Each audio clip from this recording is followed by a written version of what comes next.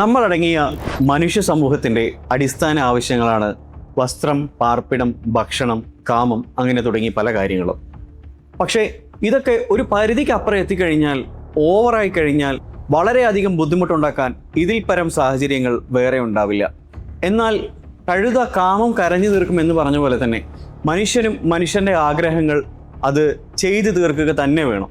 അത് ഏതൊക്കെ തരത്തിൽ നമ്മൾ അംഗീകരിക്കാതിരുന്നിട്ടും ഒരു കാര്യവുമില്ല എന്നുള്ളത് നമ്മൾ മനസ്സിലാക്കണം. പക്ഷേ ഇതൊരു അഡിക്ഷൻ്റെ രൂപത്തിലേക്ക് മാറിക്കഴിഞ്ഞാൽ, ഒരു ശാരീരിക ബന്ധമില്ലാതെ തനിക്കൊരു ജീവിതമില്ല എന്നൊരാൾ ചിന്തിച്ചു കഴിഞ്ഞാൽ, അതല്ലെങ്കിൽ എന്ന് ചിന്തിച്ച ഒരു സ്ത്രീയുടെ ഒരു കഥയാണ് നമ്മൾ ഇന്നിവിടെ പറയാൻ പോകുന്നത്.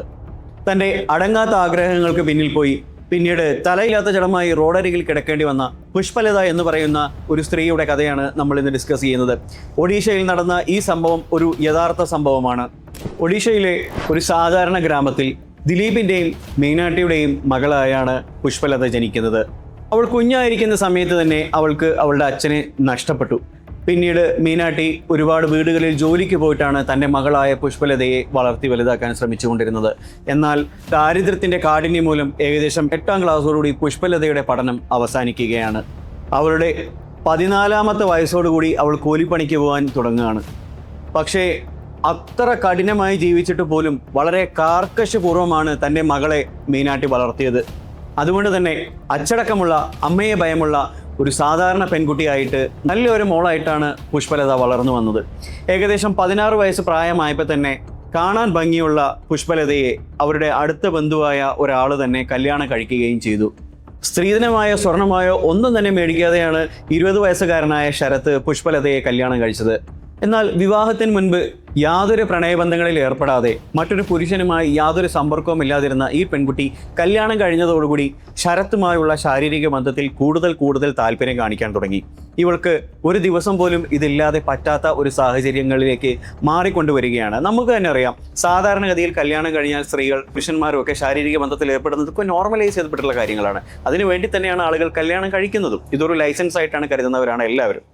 പക്ഷേ ഇതൊരു അഡിക്ഷൻ്റെ രൂപത്തിലേക്ക് മാറിക്കഴിഞ്ഞാൽ, ശാരീരിക പ്രശ്നങ്ങളോ മറ്റോ ഉള്ള സാഹചര്യങ്ങളിൽ പോലും ലൈംഗിക ബന്ധത്തിൽ ഏർപ്പെടണം എന്ന വാശി പിടിച്ചു കഴിഞ്ഞാൽ സ്വാഭാവികമായും ഒരു പുരുഷനോ അതല്ലെങ്കിൽ ഓപ്പോസിറ്റ് നിൽക്കുന്നതോ ഒരു സ്ത്രീയാണെങ്കിലും ഇതൊരു വിരക്തിയുടെ രൂപത്തിലേക്ക് മാറാനാണ് 100% സാധ്യത.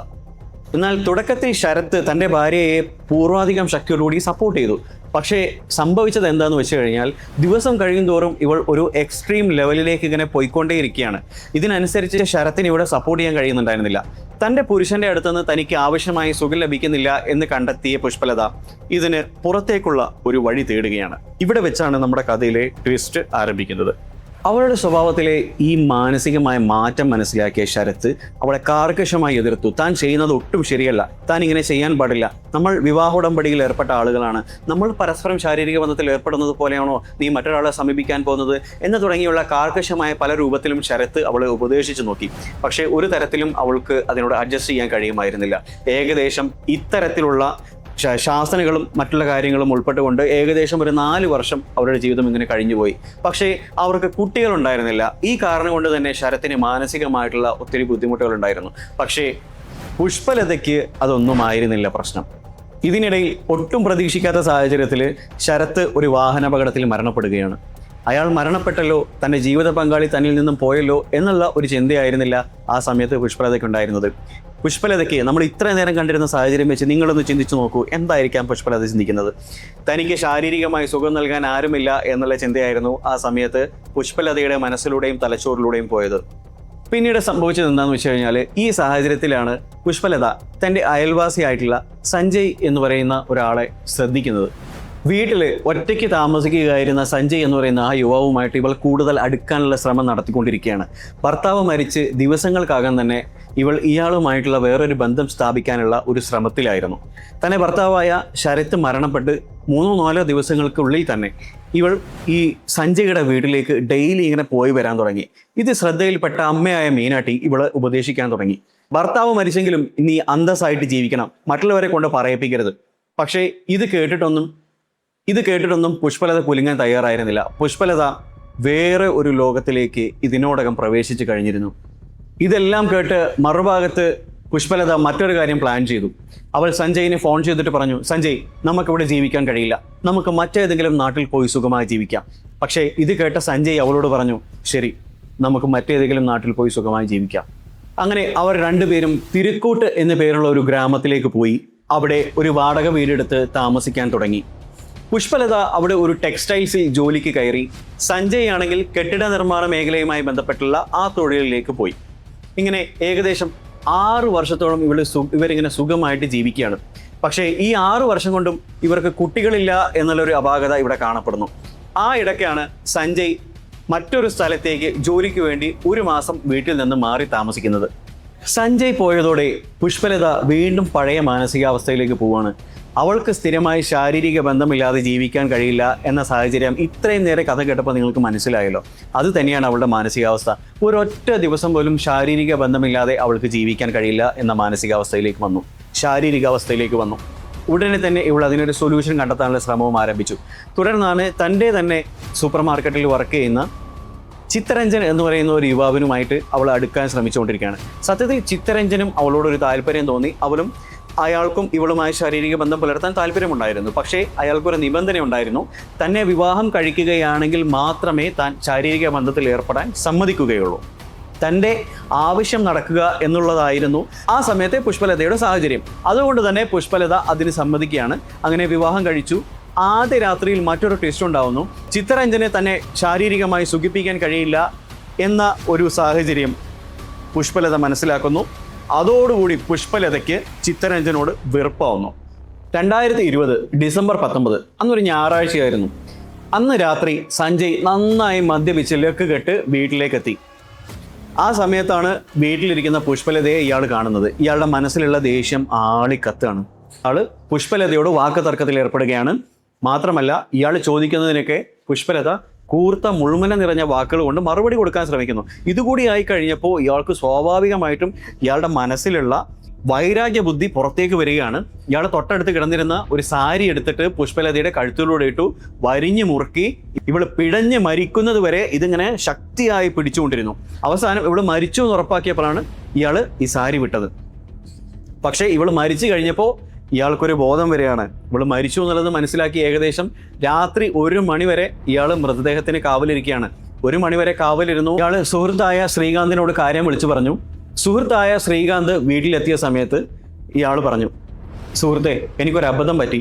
മദ്യലഹരിയിൽ ഞാൻ അവളെ കഴുത്ത് ഞെരിച്ച് കൊന്നുകളഞ്ഞു.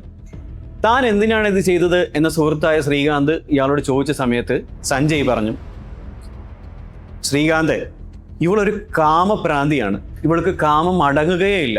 എൻ്റെ ജീവിതമോ നശിച്ചു. മാത്രമല്ല ഇവൾക്ക് വേണ്ടി ഏതറ്റം വരെ എന്തു സഹിക്കാൻ തയ്യാറായിട്ടാണ് ഞാൻ ഇവളുടെ കൂടെ ജീവിച്ചത്. പക്ഷേ ഇവളുടെ കാമം ഇവളെ വേറൊരാളുമായി കല്യാണം കഴിക്കാൻ വേണ്ടി പ്രേരിപ്പിച്ചു. അയാൾ ചിത്തരഞ്ജൻ എന്ന് പറയുന്ന ഒരാളാണ്. അയാൾ വേറൊരു നാട്ടിലുള്ള ഒരാളാണ്. അങ്ങനെ ഞാൻ ജോലി കഴിഞ്ഞ് തിരിച്ചു വരുന്ന സമയത്താണ് ഇവളെ കല്യാണം കഴിച്ചു എന്നുള്ള വിവരം എന്നോട് പറയുന്നത്. ആ ദേഷ്യത്തിൽ ഞാൻ ഇവളെ കൊന്നുകളഞ്ഞു. അങ്ങനെ കാര്യങ്ങൾ മുഴുവൻ മനസ്സിലാക്കിയ സുഹൃത്തായ ചിത്തരഞ്ജൻ നമ്മൾ സഞ്ജയെ സഹായിക്കാൻ വേണ്ടി മനസ്സുകൊണ്ട് റെഡിയാവുകയാണ്. ഇവർ മൃതദേഹം അവിടെ നിന്ന് മറ്റെവിടെയെങ്കിലും കൊണ്ടുപോയി കളയാനുള്ളൊരു തീരുമാനത്തിലെത്തുന്നു. ഇതിനുവേണ്ടി മൃതദേഹം പീസുകളാക്കാൻ വേണ്ടി ഒരു പുതിയൊരു കത്തി അന്വേഷിക്കുകയാണ്. പക്ഷേ അവർക്ക് കത്തി കിട്ടുന്നില്ല. സുഹൃത്തായ ചിത്തരഞ്ജൻ്റെ ബൊലേറോ കാറിലാണ് മൃതദേഹം കൊണ്ടുപോകാൻ വേണ്ടി തീരുമാനിക്കുന്നത്. അങ്ങനെ ആ വീട്ടിലുണ്ടായിരുന്ന ഒരു പഴയ കത്തി തന്നെ എടുത്തിട്ട് ഇവരുടെ കഴുത്ത് ഇയാൾ അറുത്ത് മാറ്റുകയാണ്. അതിനിടയിൽ തെളിവുകളൊന്നും കിട്ടാതിരിക്കാൻ വേണ്ടിയിട്ട് ഇവർ ഗ്ലൗസ് ഉപയോഗിക്കുന്നുണ്ട്. പിന്നീട് ഈ മൃതദേഹത്തിൻ്റെ തലയും ഉടലും ഇവർ കാറിൽ കയറ്റുകയാണ്.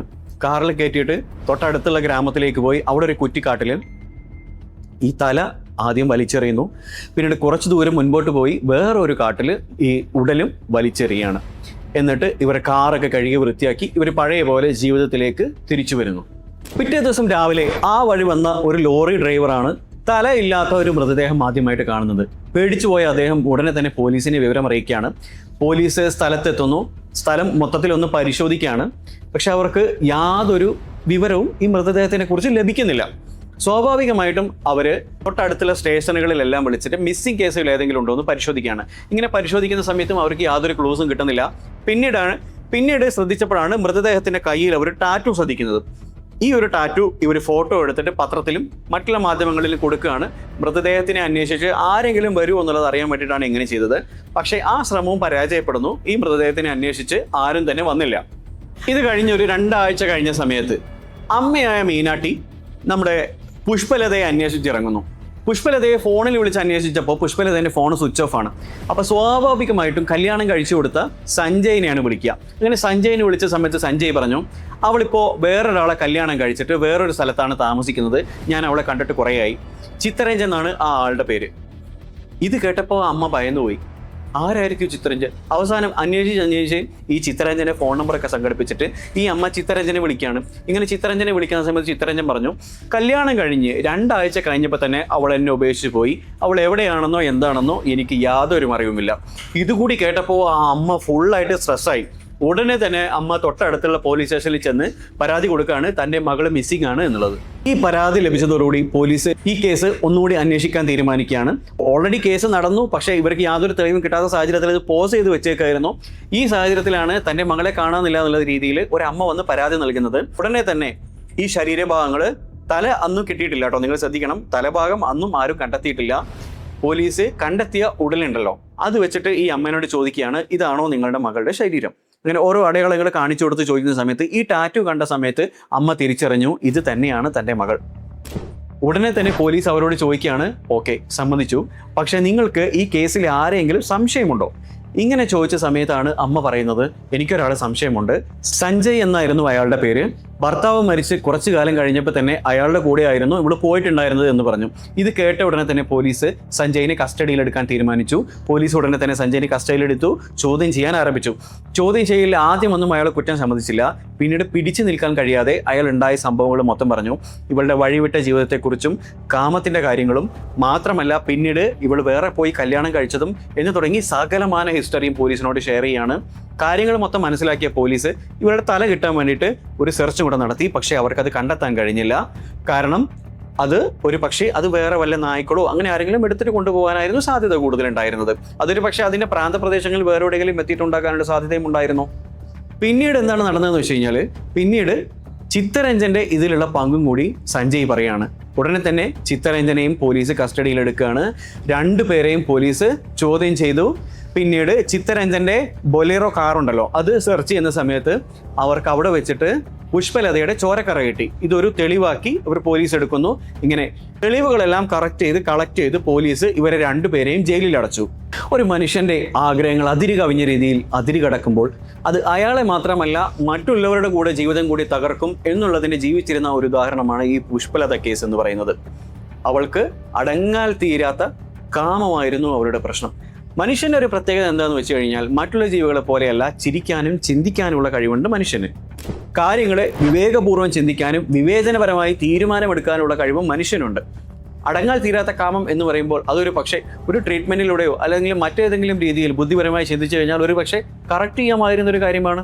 കാരണം അവൾക്ക് ആദ്യം പങ്കാളി ഉണ്ടായിരുന്നു, പിന്നീട് അവളെ ആഗ്രഹങ്ങൾ മനസ്സിലാക്കി വീണ്ടും ഒരു പങ്കാളി ജീവിതത്തിലേക്ക് കടന്നു വരുന്നു. അവരിൽ നിന്നും അടങ്ങാത്ത കാമവുമായി മറ്റൊരു പങ്കാളിയിലേക്ക് പോകുന്നു. ഈ യാത്ര ഇങ്ങനെ തുടർന്നുകൊണ്ടേയിരിക്കുകയാണ്. പക്ഷേ ഈ യാത്രയുടെ അന്ത്യം രണ്ടാമത് ജീവിതത്തിലേക്ക് കടന്നു വന്ന ആളോടുകൂടി അവസാനിക്കുന്നു. അവളുടെ ജീവിതം മാത്രമല്ല, അയാളുടെ ജീവിതവും അയാളുടെ സുഹൃത്തിൻ്റെ ജീവിതവും അവിടെ വെച്ച് അവസാനിക്കുന്നു. നമ്മൾ മനസ്സിലാക്കേണ്ടത് എന്ത് തന്നെയാണെങ്കിലും ലിമിറ്റിന് മേലെ പോയി കഴിഞ്ഞാൽ, ഓവറായി കഴിഞ്ഞാൽ, അധികമായാൽ അമൃതം വിഷം എന്ന് പറയുന്നത് പോലെയാണ് ജീവിതത്തിലെ ഏതൊരു വസ്തുതയും. സുഹൃത്തുക്കളെ, ചിന്തിക്കുക, നല്ല രീതിയിൽ പ്രവർത്തിക്കാൻ ശ്രമിക്കുക, നല്ല നല്ല തീരുമാനങ്ങൾ എടുക്കുക, നല്ല രീതിയിൽ ജീവിക്കുക. ഈ വീഡിയോയെക്കുറിച്ചുള്ള നിങ്ങളുടെ അഭിപ്രായം എന്താണ്? തീർച്ചയായും ഈ വീഡിയോയ്ക്ക് താഴെ കമൻറ്റ് ചെയ്യാൻ മറക്കരുത്. നാളെ നല്ലൊരു വീഡിയോയുമായി വീണ്ടും കാണാം. അതുവരേക്കും ഗുഡ് ബൈ.